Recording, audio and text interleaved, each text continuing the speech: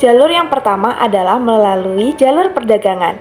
Jadi pada abad ke-7 sampai 16 Masehi terjadi kesibukan lalu lintas perdagangan yang melibatkan berbagai bangsa di dunia seperti Arab, Persia, Gujarat, Tiongkok, dan lain sebagainya.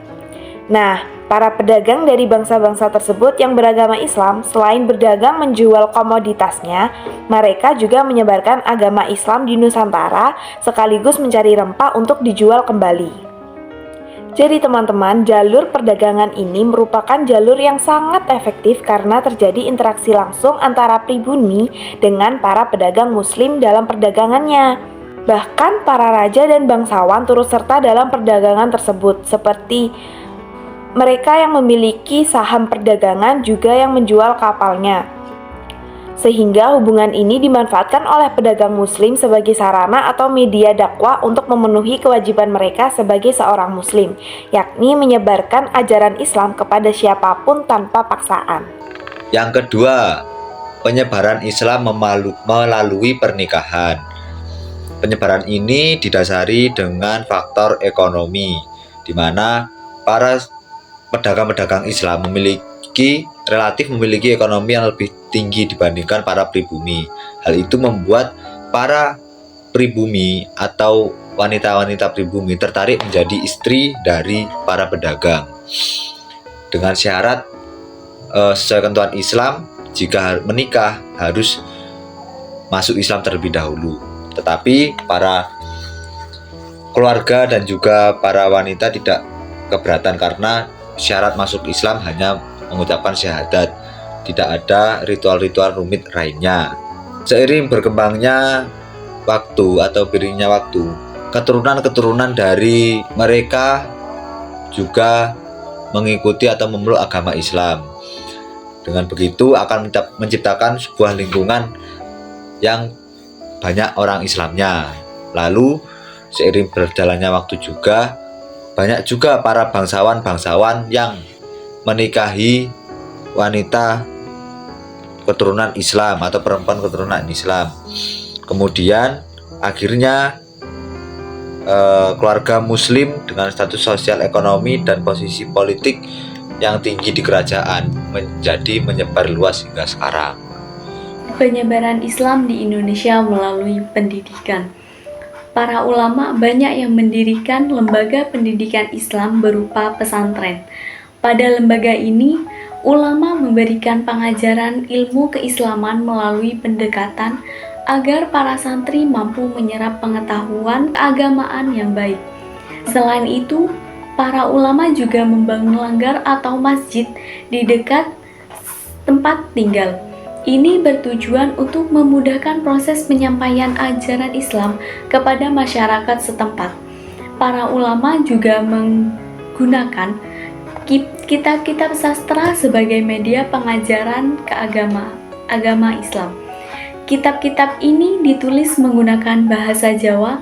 Contoh kitab itu seperti kitab Pepakan Cirebon, UU Mataram, Adat Mahkota Alam. Jalur kesenian ini dianggap sebagai media yang paling efektif untuk menyiarkan agama Islam di Indonesia.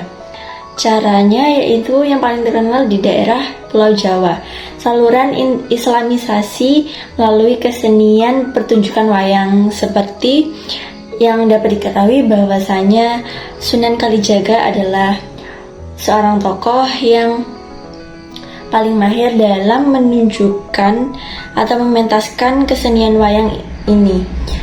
Beliau melakukan pertunjukan tanpa meminta upah materi dalam setiap pertunjukannya. Tetapi beliau melakukan penyebaran Islam ini dengan mengajak penonton untuk mengikutinya membaca kedua kalimat syahadat.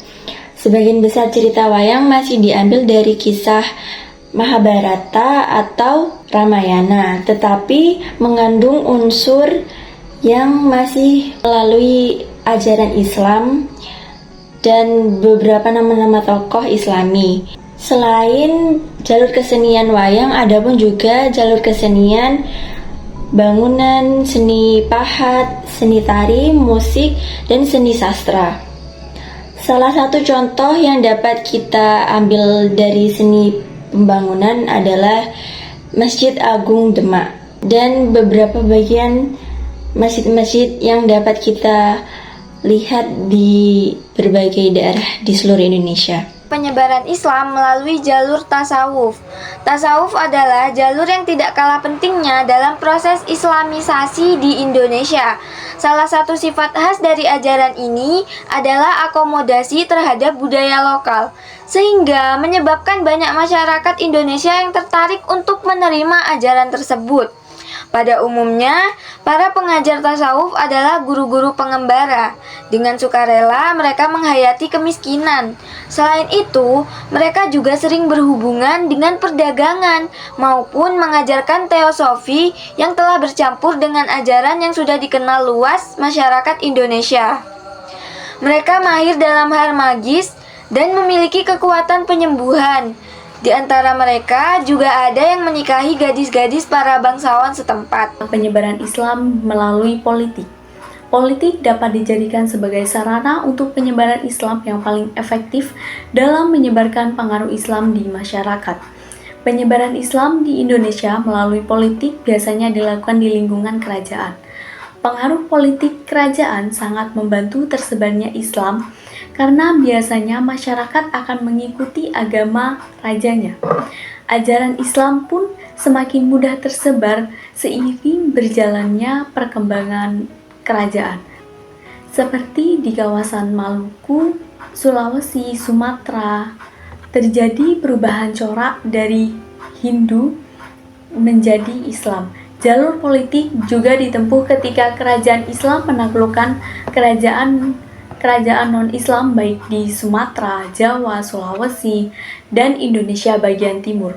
Dengan demikian, politik berperan besar dalam penyebaran Islam di Indonesia.